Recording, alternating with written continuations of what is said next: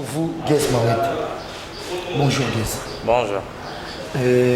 En deux mots, est-ce que ça te compte à la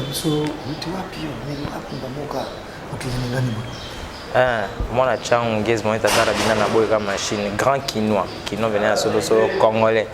Voilà, ils ont discuté à la honte, je suis vraiment congolais, couleur à nation. Donc voilà, moi, la chance, côté de la télé. Dans les cas de Superstar, dans la saison 2, 2011, nous avons Vodacom Superstar. Après ça, nous avons The Voice Afrique francophone. Après, nous avons gagné des Best of the Best All Star. Ils avaient Pika, Paulina, Olinini, Eve, c'est celle qui m'a pour gagner, ce n'est pas suffisant. Gagner à l'Ibosso dans tout le monde. Est-ce que vous trouvez que c'est pareil? Pas pour insulter ni pour dire quoi que ce soit, mais simplement pour vous faire comprendre que le talent, la détermination et l'envie de vaincre est ce qui fait que je me retrouve aujourd'hui devant vous. Lumière au Vodacom et Charlie Kolonanga, lumière au Pygmée Charlie Kolonanga, c'est celle qui est bonne découvrir davantage. Mais c'est d'abord le talent qui parle. Qui saba momi maître adoki na zuitananga pona lobela ma chérie ke na lovaye bébé tibelezite ngana landa kitoko na yote me bébé osambwisi nga yo lelisi nga tina miso papa yokomi ko bundisa nga na bambanda bebi nga na mesana de okomi ko swanisa nga na banzela bebi nga na kokoka te bébé nanga yo benganga garabinana nzoto biskuit ya bomwana soki bitu Manganabo, Yangaeyo, tu m'as fait mal, maman Yakotale, Nakenanga, à bébé, je t'ai dit, cash. Kapashi. Mokonzi. Parce que cette parenthèse, je l'avais dit à mon président, Adonis Nambani, clin d'œil spécial à son épouse. Je l'ai quitté encore une fois. Bon anniversaire à Coco Mills ainsi qu'à Hervé Freitas depuis Dubaï. Au Lingini, nous avons découvert Tibouana, Oezo, ma fille, Mingi déjà. Si vous avez la chance, c'est déjà acquis. Pour nous, journalistes, c'est un plaisir de revoir des gens qu'on ne connaît presque pas. Marqué en tout et pour tout. Et clip n'est un modèle, tout ce qu'il fait nous plaît énormément. C'est avec lui qu'on va faire l'émission d'aujourd'hui. La famille, on parle plus tôt, on vieillit, le savoir ne ment pas. Appelez-moi The Game, Gossip DRC News avec Jazz Gavoumi. Hein? On parle plus trop. Presse en ligne, avec intelligence, avec sagesse, tout ça, pas trop de polémique. Ce qui on mélange pas les torsons et les serviettes. Hein? Nous on est serviettes, on ne dépend pas des torsons. Gossip DRC News avec Jazz Gavoumi. De belles interviews, de belles collaborations, de belles images. Parole de Fabregas. Appelez-moi The Game. Gossip DRC News. Les bossés, ah. Bienvenue à tous et merci de nous rejoindre sur Gossip DRC News dans cette émission spéciale où nous referons pour vous Guess Mawete et les jeunes, en musique de musique de recherche, et petit à petit, et ça me va droit au cœur. Et moi personnellement, ce sont ces clips qui me plaisent. Ça fait que nous qu'on va entretenir toute cette émission. On s'est battu le belé. Et les autres na persité olingi nini ozui et en plein amour Pauline également et moi bloc belé songo bo comme soupe toki la to moi bloc kem kaka zotoki moi ça me va tchaïser bon c'est tellement unique bajar musique et inspiration tu vois je dirais Zara travail et puis que ça qui nous transmettre tout le monde tous les jours que tu c'est tout ce que j'ai fait. Je n'ai rien créé, j'ai juste montré celui que je suis. Na vivre na rue Akin, na vivre na garçon Akin, na fille Akin, je sais les réalités, je vois tout ce qui se passe et je sais c'est moi de remettre ça dans mes chansons, c'est tout. Je ne crée rien. Je ne fais que m'inspirer de mon entourage et je fais mes chansons. Je suis juste vrai. Dans Obo Karneza, ma canisse est donc voilà. Mais c'est trop bien que naïe on connaît c'est trop et voilà né yoga ni si nga mon non donc il y a pas trop à parler sur ça mais quand même pour la bayanki nazara trop non na bayanki na rien na trop ni na bayanki je suis très à l'aise en fan na bango de sola de tamasolo bazara masolo belé fort nazara trop na bayanki trop de juja nga mon na botama na placement droit à rater.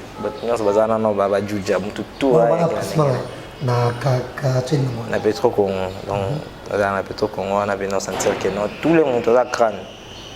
Moi, on a tout à esprit, comme toi, à esprit, donc droit à rater dans ma belle.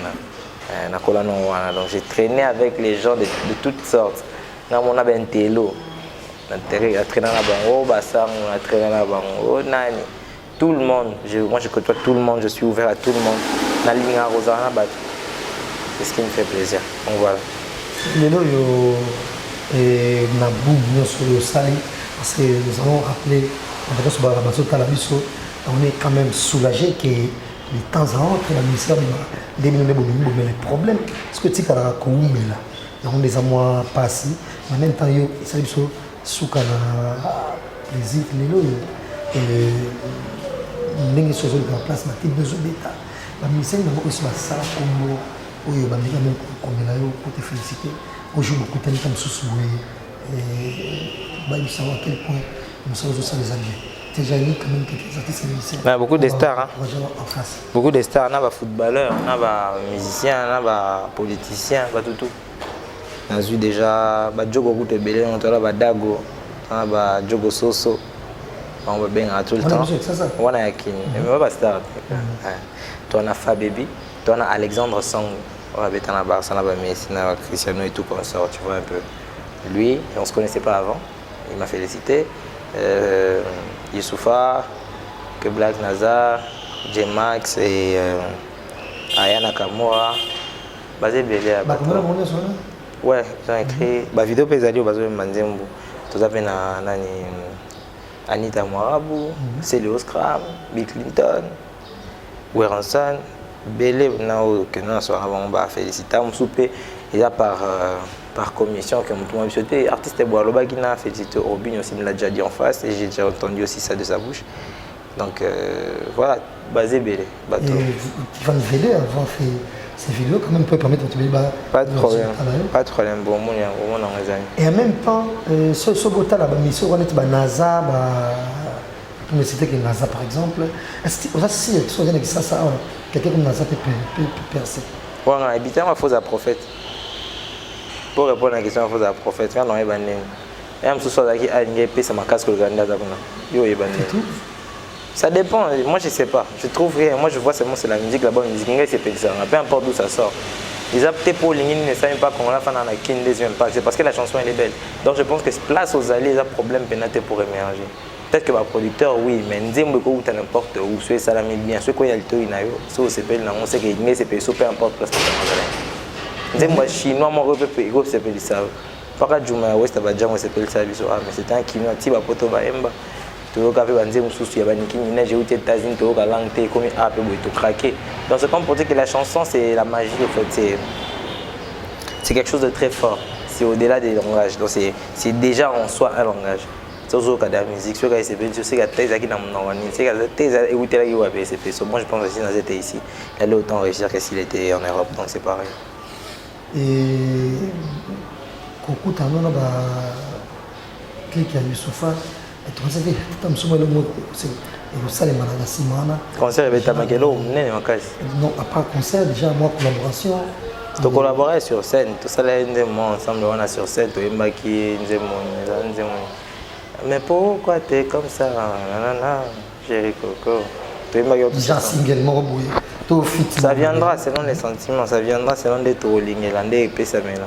Sinon de celle c'est que tu sois on le c'est la tête en viol les alaguité. Mais quand le moment important viendra que boule est bimité tout ça achète. Il y a obligatoire que. Mais bien c'est ça la main on a un problème musique c'est obligatoire que ça la bande mon pété le producteur habite tout ça la chambre bien bon c'est l'eau côté. Ils ont un sentiment enfin rien à faire ah t'es tout bête l'eau bêti et si bien mission publier c'est pas les bon. Donc ça se provoque pas, c'est un truc qui vient naturellement. Est-ce que les gens doivent comprendre? Et les jours où on a biso moi aussi que on dit moi boli mozo yemba et un système commun on va mettre sur zanango ko yembe la ba tout est-ce qu'il y a moyen et bon on a mis ça na binote tout yemba no kala et nzemo no yemba momo oyo bien on va monter quelque banga oui nzemo va dédié à ils en ont possible sauf que toi on discute digamba tout il y a des choses que je fais pas et des choses que je fais. Si je fais ça, il faut vraiment que ça soit pour les bonnes raisons. Si je ne les fais pas, ce n'est pas parce qu'il n'y a pas de proposition. C'est parce que la proposition a bien été. Pour hasard, c'est bon. C'est les chansons, c'est les musiciens. Mais si on a ça, il faut pas condition dans la paix à réunir. Si ça réunit, ça a été mis en condition, ça a rendu dans un succès, je me contente de ce que j'ai. Donc voilà, ce sont les vrais hommes forts là qui pourront acheter des chansons. Des beaux cabons et des amis, so mon que aime bien en c'est que mais ça n'est pas n'enga dans sur la liboso. Les années que consomme monter, les années que les on a ça d'habitude. Si je le fais donc ce sera vraiment pour quelque chose d'important. C'est possible d'être fait, mais le corps a déjà la nature dans c'est pas mes habitudes. Quand je les fais, il faut que ça soit exceptionnel. Si on a vu que les bancs et ça déjà bien en casse, il n'aurait pas battu ce qu'on disait non tu le peux comme tu non on a été dans sa œuvre dans et au Canada on a bêta œuvre en terre mon repos bêta quand on est bêta tu seras sûrement satisfait pour ceux qui n'a bien la dédicace pas de bord satisfait il faut que chose une disait et c'est l'une des raisons la bande et batebele ba komela ina et ba pratiquement rien sérieux et ça peut bien la musique non contrairement la ba musicien sur ba déjà tout c'est bas mots elles sont pas avoir le numéro de contact. Il faut faire quoi pour avoir le numéro à bureau. Il est comme Kofi Olomide qui prend son téléphone toute seule. Il faut aller par bureau. Mais c'est pas grave, il faut par bureau et puis ça me comment il n'a pas vidé ça le M sous bâton il va venir na biso WhatsApp ezara na nté to ba réseaux sociaux ezara na nté dérange plus ezara moké. Comme ta benga ko benga kala ezara lix.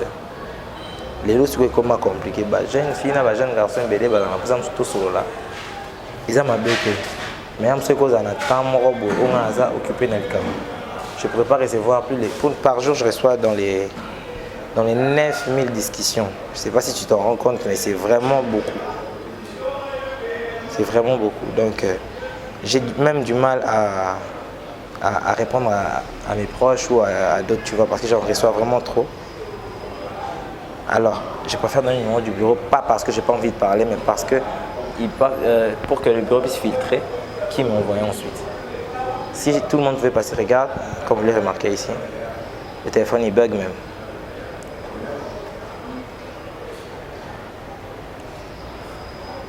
Vous voyez, j'ai plus de 4170 discussions, ça date que d'aujourd'hui, est-ce que vous remarquez? Donc vous comprendre que c'est... Et on appelle ça le numéro bureau pour numéro déjà, et comment saturé, j'aurais du mal, il y a combien de temps, il a 300 000 balles. Là, je dois critiquement, soit sur je sais pas moi, sur un accoutrement. Pour l'attaquer, ils ont une attache à Soso Koto. C'est-à-dire que c'était un peu sale. Si ils ont une affaire à 70 personnes, ils ont bon un message, ils ont combien à 300 000. La tangi à 30, une trentaine comme ça, na lembi. Na coquille, coco matin, un message, tu auras tes deals. Pourtant, si ça passe par les bureaux, le bureau pourra me jeter. C'est lui qui est important et les autres les gérer jusqu'au jour où je serai disponible, je parle avec tout le monde. Il y a un programme pour ça, où je prévois même pour parler, tout ce qui veut me parler. Il y a des jours où j'ai moi-même le téléphone, je parle avec tout le monde, mais je ne peux pas avoir ça tout le temps parce que le même personne, si je passe mon temps au téléphone, je ne ferai pas le boulot pour vous. Alors j'ai fait des horreurs de manière à ce que le bureau doit s'occuper dans mon agence. Dis les cocos, même si je suis occupé, mais ce qui peut attendre un peu le temps que je puisse trouver le temps opportun à leur parler tous. Et les numéros 082 34 97 021 plus 243 82 34 97 021, je répète, plus 243 82 34 97 021, voilà. Et en même temps, c'est bon c'est pas facile et comme tu as concept c'était vraiment un plaisir. Nous avons bon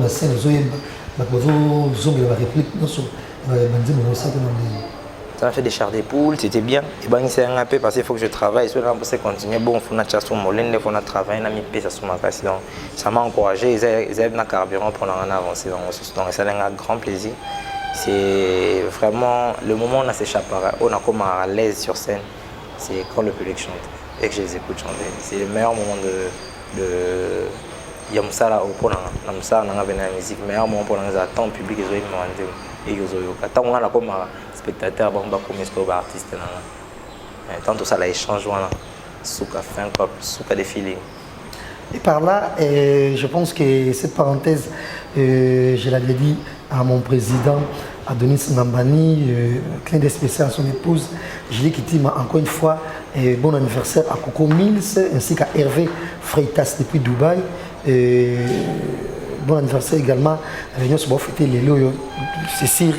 Et on sait même le mot moqué tant que moi Souka émission parce qu'il est là pour vous et en même temps merci à Yafalos Makaki là, cette émission je vous la dédie ainsi qu'à Gaga Chouami Ingène depuis Paris et Guez simple curiosité parce qu'il y a trop de mythes tout autour de nous et quand on a pratiquement rien il n'y a que des spéculations et par-ci par-là et c'est quoi réellement H là-haut pour beaucoup la radio na changu mabi ozabongo nuancé c'est vrai. Bon, je sais pas pourquoi c'est important pour les gens. Mais tout le monde sait que Kofi Olomide est né en 56, que Wilson est né en 65, il fallait de 77, Fabregas c'est de 87. Voilà. Na tout le monde vous avez joué quand même. Eh, mais c'est toi, on a bien un âge à FIFA. Bref, mais je suis pas très vieux, je suis pas très jeune. Je suis juste moi quoi. Je préfère taire ça parce que ça soulève beaucoup de débats et ça engendre beaucoup de problèmes ensuite. Je préfère ne pas en parler. Pour ceux qui veulent savoir quel âge j'ai, bah se référer à ton âge on appelle ça la The Voice. C'est âgé. Et ça peut bien, comme ça on a bac sa vie, il y a une chose cool, ça va tout ça. Mais on peut savoir bac sa vie dans ma vidéo, tout ça la grave série, on allait chercher ce moment de The Voice, vous allez voir c'est une interview, au tali H tapé c'est au calculer na bané les kiti les lots yo moi aussi H dans les calmes. Mais en gros, sauf dans la bien de la musique à recherche et ça met moi ko so ko ndi pas faire musique. C'est vrai qui comme maintenant sur avant. La musique à recherche.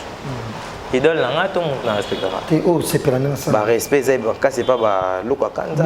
T'es mini moi jeune génération quand même. Yo lui un artiste de musique de recherche. Pour là yo vous avez quand la jambe galité loko kanté pas imbaté c'est. Bah moi ndé ko na bija ba nzemu na bango. Vous avez tanga bangoté. Jeune génération. Jeune génération.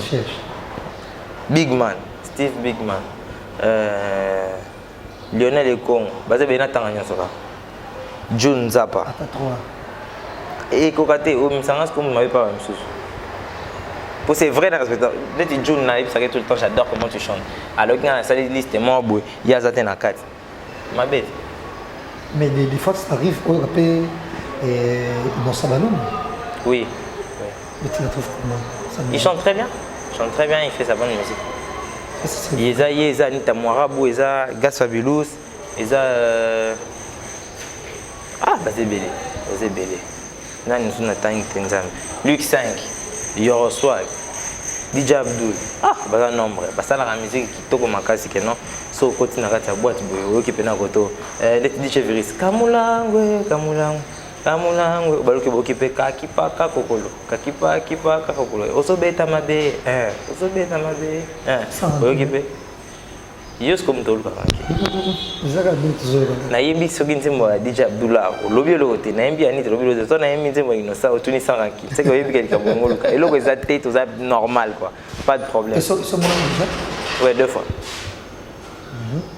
Bah moi on n'a pas le beach. Moi même na digital. Voilà. On peut s'inviter gentiment. Oui, 2 fois. Parce que sur la biso, on comprend qu'il n'y a rien. Parce que la musique peut faire changer. Il faut rater que bon, il y a des films de musique. Et là, vous êtes mingi ba ni en compensation normalement passe. Mais pour réussir à convaincre pas d'ingabino, je pense qu'il faut redorer un peu l'image de notre pays. Donc il faut peut-être à la fin de cette émission, c'est tirer à l'aise tout le monde. La question, quelle est la question? Tout le monde. Vie privée, non, parce que les gens ont tel bon âge. Non, répondre en fonction au yo tout là. Mais lui, moi, tu l'as rappelé, lui, tu m'as des fois problème des athées. Tu fais les scouts pour toi, bah, on tel bon moi, et comme la crosse, toujours pour la jeune âge,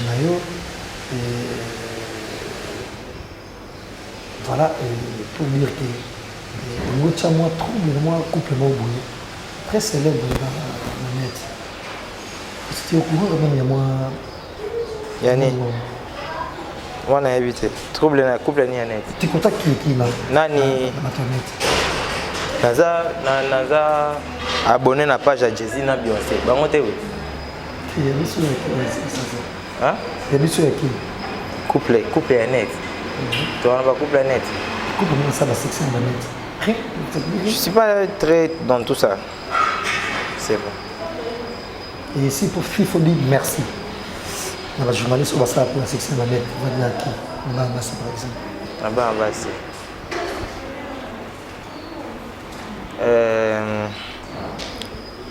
Kapashi. Mokonzi. Non. Peut-être ceux qui ont Grâce Temu. peut-être ceux qui ont là. Voilà. Il y a quoi entre eux là? Comment ça y a quoi entre eux là? Ou la relation? On est amis. On est amis. Ta sala que tous amis, c'est son petit ami. On va aller Dondi. Dondi Angel. Il est moutou à sala que tout comme en contact. Il a parlé de moi à Karine. Et il a fait comprendre que j'avais de belles musiques et tout. Et puis elle est là voulu me recevoir dans l'émission. Elle m'a reçu une fois dans l'émission. Le bâtonnet peut recevoir un peu dans l'émission dans mon internet. Et puis après, bon, c'est parti comme ça. Hein. On a commencé à travailler sur la promotion de Olingi Nini. Voilà, on a gardé une bonne relation, donc c'est une amie. Donc tout le monde peut nos relations, donc on peut comprendre que c'est platonique. Bon, on a aucun goût tout cas pas. Ça m'étonne même. Mais bref, c'est une amie, la journaliste. Je ne sais pas si c'est comme qu'on a bien manqué scénario, on a pédé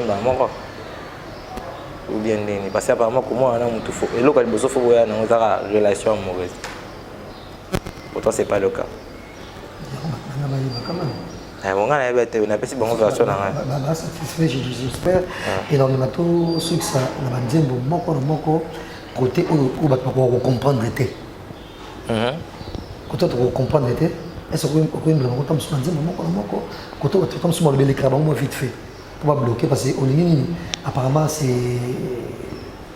tout est clair dans Zembo mais dans Zembo tiens dans Zembo on déplace dans le bébé sur le point. Demoiselle pauvre, je suis tombée amoureuse d'un garçon de bonne famille, mais mal réputé. Avec le temps, l'amour a pris de l'ampleur, mais mon père est un dictateur. Il a demandé à mon mec de me quitter. Il a oublié mon cœur et tous mes sentiments. Papa a voulu tuer l'amour que je construis en grandissant. Alors que dans la coutume congolaise, une fille engrossée avant le mariage doit rejoindre son amant.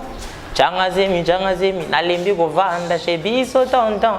Changazemi, nalembi matembele zanga Thompson. Changazemi, ngana goma chez bino papa. Changazemi, aya, ikolona yo. Papa tala banana yo bazobunga nzela kini mambwe. Papa tala banana yo bazobunga nzela kini mambwe. Papa, il fallait me proposer, il fallait dialoguer, il fallait m'écouter papa. Tu aurais pu m'écouter, mais voilà que tu m'as motivé à gâcher ma vie en disant à mon mec. Changazemi, nalembi go vanda chez biso papa. Changazemi, rondo, na goma chez bino papa. Donc voilà. Dis donc, je sais qui ça. Mais ça conseil. Ouais. Non, conseil donc. Moi papa, yo pour imposer moi non libala na lelo c'est un instant. Moi on a fait faut papa pourquoi imposer pété. Il y a on a déjà quoi conséquence, c'est si tu ko ça peut tala ça la. L'homme tout le monde a non moi on a juste 16 numéros c'est parce que peut-être la famille n'avait pas accepté son conjoint mais le gars avec une coutume quand on laisse ceux qui va enceinte moi si ba kinda ko ticket na famille mbal to bien bon seigneur. Faut inciter moi na sala ni tant les autres pimer là et bolingo na et tous me refaire comprendre bien. Vous avez la raison que on bal yana ça bien te pour naï. Mais qu'est-ce qu'il faut faire? Il faut expliquer, il faut parler. Pour dialoguer, vous trouvez terrain d'entente, talisser ma bien ou talisser ma lame, il y a ça la choix. On n'est pas toujours obligé de faire ce que les parents veulent, mais en même temps, il faut les respecter. Mais il ne faut pas qu'ils aient moi dictature, moi imposition, moi je pense que... Et tu es bon à dire que ma fille, moi quand mes paroles, vite fait. Je désire devenir l'homme que tu mérites. Oh ma chérie, je vais être le gardien de tes nuits. Laisse-moi prendre tes peines, t'aider à réaliser tes rêves. Pour toute la vie, être ta moitié. Yolingi nigne, bébé, yolingi nigne. Yolingi nigne, chérie, yolingi nigne. soki pe bambongo yaya napesa soki bolingi bilamba ngana somba sheri balobi olela kabelwe na somba menga bafingi nga kizengi yaya babengi nga yuma maman. Oh yeah, tout ce que j'ai chéri, zwana yo, oh. Mais pourvu que yo tikala, zwana yo, essentiel que yo zala kanga imoko, bébé, senga nonga mapangwe, nakopesa yo senga fungola lola nako kinela yo, ata osengi sutana nowe, napesa yo Pardon, bengani kalza inamvwa mae Bengelanga Christian Matondo Ozapi Elle conforte nangaye Gaëlle Boussa Yolingi Ninye. C'était la Guez Maoué, tellement dit, va comprendre le dialogue Touana. Et puis, production, ils ont annoncé la foire agricole, c'est ça? Ouais, le vendredi, la foire agricole, boy, belé, boy, vivre Guez Maoué, t'as garé bien na boy comme machine Samso petit qui a 6600 km solo. Donc, des makam, boy, Zarana, comment nombreux, bah, Sylvie Maoué, t'es Barozalawana, Blaise Maoué, t'es Barozalawana. Donc, balé qui n'a rien sur Natangi Barozalawana, Boya et belé. Et ça, n'a vraiment plaisir, boy, yoka. BNB en action, quand vous sentez bien, non? Darby Moupandi, Al Sonor, Fadiez, Joachim Berton, Mpanjo, vous en avez China Ambo. Donc, vous sentez bien l'équipe. Bandouli, c'était toi. On est vraiment Kakol, Thierry Sainté, rappé. Et spectacle et tout, danser et tout. Donc, oh, bango tout, vous sentez bien que moi, je n'ai pas été Mpanzi. Rit, Mpanjo, Wana Rebecca, Koto Wana Léa, Kuna Wana Nova, Maître D, Adeba, donc Tika, ma base avec. Là, ça répète ça. Chaque jeudi à partir de 17h, na NSK en face à Winner. Ramban Willery, na Nyangwana Ranebande en face il y a Winner, Nicolas Paris Foot, on a NSK, tout ça. Je sais pas, on a vu les places à l'Impérial de Limba. Depuis qu'on a répété, je ne sais pas encore. Ouais. Il répète aussi là-bas. Place, quoi, on a place depuis que pas répéter. Donc voilà. Donc l'élo déjà. L'élo j'ai dit. Ouais. Voilà, et Nabanzi Bobeta Tour Penzana fort agricole, donc on a 24 ans. L'Académie des Beaux-Arts. L'Académie des Beaux-Arts, Bobeta Guez Maouete, Maboko, en face, c'est ça qu'on a plaisir. Il y a des bibelots, monsieur, c'est la chose où il y a tout consommé dans le temps. Aganisaki ke asukisa bamomi maître adoki nazwita nanga pona lobela ma chérie ke na lova ye bébé tibelezite ngana landa kitoko na yote me bébé osambwisi nga yo lelisi nga tina miso papa yokomi ko bundisa nga na bambanda bebi nga na mesana de okomi ko swanisa nga na banzela bebi nga na pokoka te bébé nanga yo benganga garabinana nzoto biskuit ya bomwana soki tumangana bo yanga eyo tu m'as fait mal maman ya kotale na kenanga a bébé je te dis cash allez na lembi bombanda na bore yoga bébé na kife bombanda yangwana. Félicitations Guez Maoué, mais non ça bon, toi, tu travailles avec réalisateur et mais mingi Christian Wami, tu as ça, moi c'est ta Guez Maoué, tu as image, tu sais comme ça, tu as toujours un Christian Wami. Il est né de Montréal depuis le premier clip jusqu'à Pauline. Donc, il est né de Christian Wami, chez Tomalé, Gilles Zener, Skin Raclé, l'équipe. Donc, bon, on a dit qu'il faut transmettre les félicitations à Panaï. C'est vraiment original de Rozo Sala. Merci de venir sur la télévision. Et c'est bien, comme on a su que les amis, et précisément la fan du monde entier. Bon soutenir artiste à Guez Maoué, beau liker na page Facebook, Instagram, partout, allez liker, c'est important, on en a besoin. Sur les réseaux sociaux, on remarque que les artistes congolais ont moins de soutien que d'autres. Quand je dis d'autres, donc mboka mususu, mais biso pena na Congo to na moi problème moi na côté internet et tout. Donc tout le capina to comme la culture na ko liker, ya ko follow tout, c'est très important. Donc voilà, Garabina na boka machine vous aime et je vous demande de m'aimer aussi en retour pour Nazalaka na bino Nazalande Abino. Fiston Manissa, Hardy Kalonge exemple à suivre. Emani Mizuku champion. Et on a donc par rapport à l'image, ce sont les seules dédicaces que je vais laisser aujourd'hui au Bango de Makambu. Donc Fiston Manissa, Hardy Kalonji, Emani Mizuku. Fiston Manissa, on a parlé.